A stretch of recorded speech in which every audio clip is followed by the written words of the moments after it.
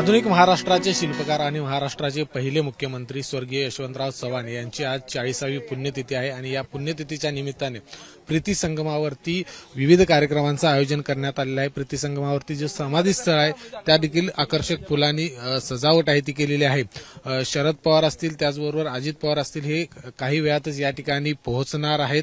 कालच ज्यावेळी शरद पवार या ठिकाणी पोहोचले होते आणि त्यांनी देखील भाष्य केलं होतं की आता जी महाराष्ट्रामध्ये ही परिस्थिती निर्माण झालेली आहे ती त्या पद्धतीने किंवा यशवंतराव चव्हाण यांचे विचार आता या ठिकाणी जे निवडून आलेले आहेत त्यांनी फारसे अवलंबलेले नाहीत अशा पद्धतीची टीका देखील शरद पवार यांनी कालच आपल्या पत्रकार परिषदेमध्ये केलेली आहे।